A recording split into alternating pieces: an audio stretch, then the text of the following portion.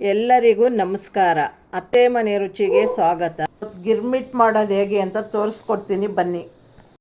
Stove ಮೇಲೆ ಒಂದು ಬಾಣಲಿ ಇಟ್ಕೊಂಡು 1 ಟೇಬಲ್ ಸ್ಪೂನ್ ಎಣ್ಣೆ ಹಾಕ್ತಾ ಇದ್ದೀನಿ. ಈಗ ಎಣ್ಣೆ ಬಿಸಿ ಆಗಿದೆ. 1 ಟೀ ಸ್ಪೂನ್ ಜೀರಿಗೆ ಹಾಕ್ಕೊಳ್ಳೋಣ. ಕರಿಬೇವಿನ ಸೊಪ್ಪು ಹಾಕೋಣ. ಎಷ್ಟು ನಿಮಿಷ 6-7 ಹಸಿಮೆಣಸಿನ್ಕಾಯಿ ಹಾಕ್ಕೊಳ್ತಾ ಇದ್ದೀನಿ. 1 ಈರುಳ್ಳಿ ಸಣ್ಣಕ್ಕೆ ಹೆಚ್ಚು ಹಾಕ್ಕೊತಾ ಇದ್ದೀರಿ. ಟೊಮೊಟೊ ಸಣ್ಣಕ್ಕೆ ಕಟ್ ಮಾಡಿ ಹಾಕ್ತಾ ಇದ್ದೀನಿ. ರುಚಿಗೆ ತಕ್ಕಾದಷ್ಟು ಪುಡಿ ಉಪ್ಪು ಹಾಕ್ಕೊತಾ ಇದ್ದೀನಿ. 1 ಟೀ ಸ್ಪೂನ್ ಅರಿಶಿನ ಹಾಕ್ತಾ ಇದ್ದೀನಿ. ನಿಂಬೆಹಣ್ಣಿನ ಸೈಜು ಹುಣಸೆಹಣ್ಣು ನೆನೆಸ್ಕೊಂಡು ಕಿವುಚ್ಕೊತಾ ಇದ್ದೀರಿ. 1-2 ನಿಮಿಷ ಹೈ ಫ್ಲೇಮಲ್ಲಿ ಕುದಿಯಾಕೆ ಬಿಡೋಣ ಗೊಜ್ಜು. 2 ನಿಮಿಷದಿಂದ ಬೇಯಿಸ್ತಿದ್ದೀನಿ ಗೊಜ್ಜನ್ನ.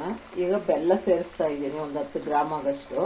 ಹೈ ಫ್ಲೇಮಲ್ಲೇ ಬೆಲ್ಲ ಕರಗೋ ತನಕನೂ ಈಗ ಚೆನ್ನಾಗಿ ಬೆಂದಿದೆ, ಎಣ್ಣೆ ಎಲ್ಲ ಬಿಟ್ಕೋತಾ ಇದೆ. ಈಗ ಸ್ಟವ್ ಆಫ್ ಮಾಡ್ಕೊಳ್ತೀನಿ. ಒಂದು ಮಿಕ್ಸಿಂಗ್ ಬೌಲ್ ತಗೊಂಡು ಕಡಲೆಪುರಿ ಹಾಕ್ಕೋತಾ ಇದ್ದೀನಿ. ಸಣ್ಣಕ್ಕೆ ಹೆಚ್ಕೊಂಡಿರೋಂಥದ್ದು ಇದಕ್ಕೂ 1 ಟೊಮೊಟೊ ಹಾಕ್ಕೋತಾ ಇದ್ದೀನಿ. ಸಣ್ಣಕ್ಕೆ ಹೆಚ್ಕೊಂಡಿರೋ 1 ಈರುಳ್ಳಿ, ಸಣ್ಣಕ್ಕೆ ಹೆಚ್ಚಿಟ್ಕೊಂಡಿರೋಂಥ ಕೊತ್ತಂಬರಿ ಸೊಪ್ಪು.